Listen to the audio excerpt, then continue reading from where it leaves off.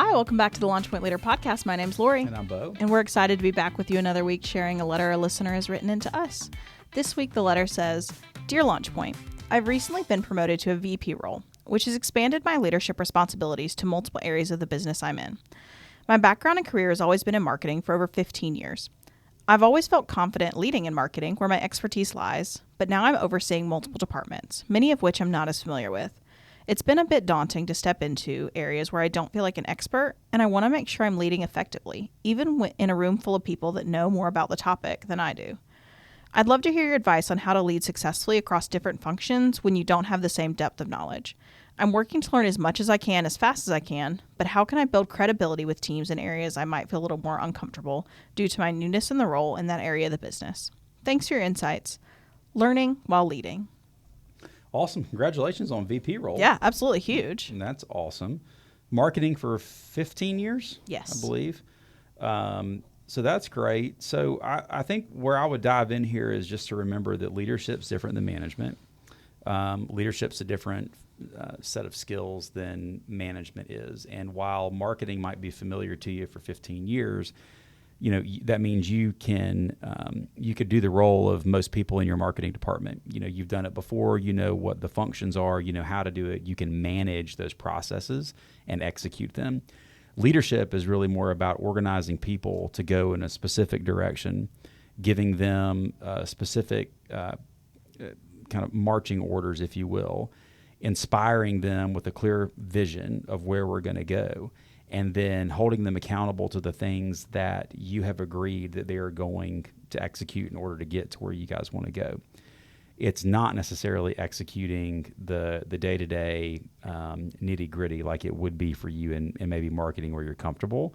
So I would think as you're going into this role, the first couple of things I would do is realize it's different. Leadership's different than management. It's okay to be uncomfortable. Be a student. The best thing you can do for the people that you're about to lead or that you're leading now is to show them that you're very interested in what they do. You're interested in their expertise. So be a student as to what they do, and then ask them the question, hey, what's the way that I could best help you?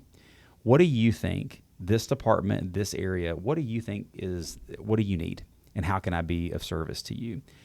Then take all that feedback, take all those learnings, and then create your plan for that area of the company that you're leading. You don't have to be an expert in each thing. You have to be an expert in leadership. Mm-hmm. That's your role as a VP.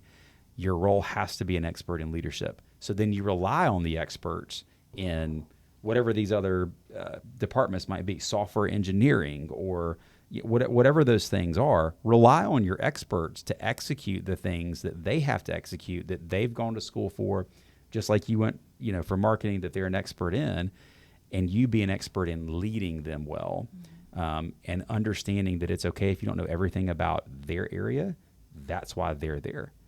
They need you to be their leader and to show interest in their area to the point where you can have an intellectual conversation with them about what they're doing.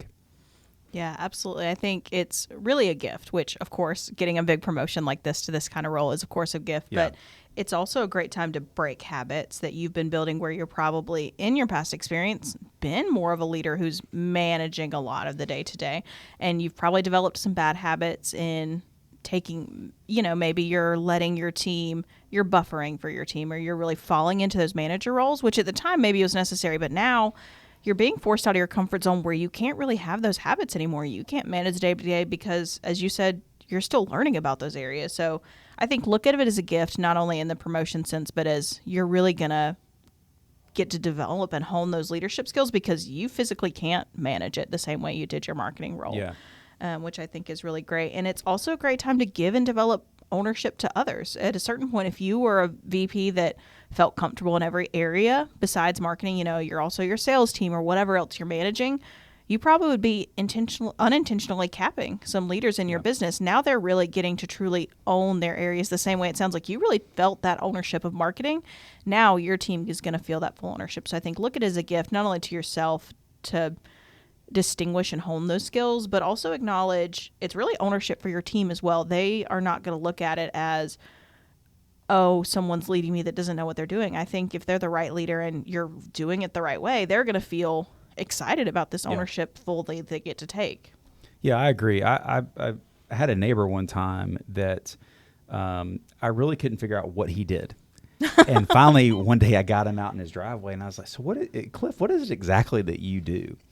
And he said, well, I go in and I buy and lead different businesses for a period of time. And I get them back to the right footing and then I sell them.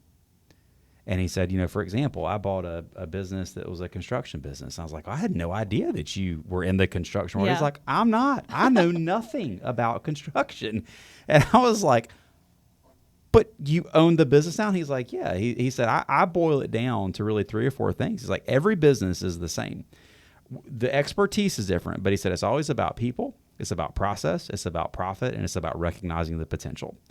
He's like, you can go into any business, and if you can break it down to those 4 categories and lead the departments to have great people, be great for people, have a great bottom line so that the engine can always continue to function, that it's repeatable, that the processes, even though you might not create the processes, somebody's got to create the processes so they can be repeatable, and that you can see the potential for that company, basically sales growth really, and go, okay, this is where we're going to go, and I'm going to do all the things that maximize that potential for this company. He was like, you can go into any line of work. You just can't be the one that actually does the day-to-day stuff in it, but you can be the leader that business never has. And I think it made me realize business is different than trade. The trade that you learn, the skill that you learn is incredibly important. If you're a craftsman, if you're a plumber, an electrician, all those things are so valuable. But being a great electrician is different than being a great business person and a great leader. One is not better than the other. But for this role, this VP role, that story with Cliff came to my mind, and I thought, this is exactly, I think, what this person needs to hear is you need to think more about those 4 Ps and less about the actual nuts and bolts of what's happening. Rely on your experts for that. Have quality control for it, and never send a poor product out or a poor service out. But if you can maximize the people, the process, the profit, and the potential, man, that's what you got to do as a leader. Yeah, that's such a cool story. Go Interrupt ahead. you. And I would add another P, if you can rally them around a common purpose. Purpose. I actually had written down purpose. Which is probably the most important one. If you can rally them around a common purpose for all the departments to rally around, what is our purpose as a company, whether I'm making the widgets or I'm selling them or whatever, what's our purpose? Then those other 4 Ps probably flow a bit easier.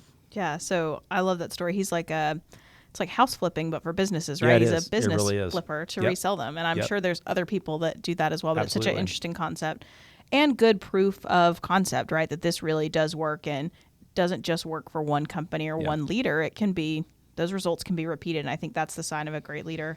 And really, as we talk about your VP role, we're not telling you to expand and go to new jobs. I'm sure your company would appreciate that advice, but you can repeat this process across multiple departments. And when you really show that ownership, and I really love what you're touching on here with adding in purpose to those concepts you talked about earlier, I think is what really sets it apart in that defining factor. Yeah, and I think don't overlook the part about being a student of the area that is someone else's area of expertise.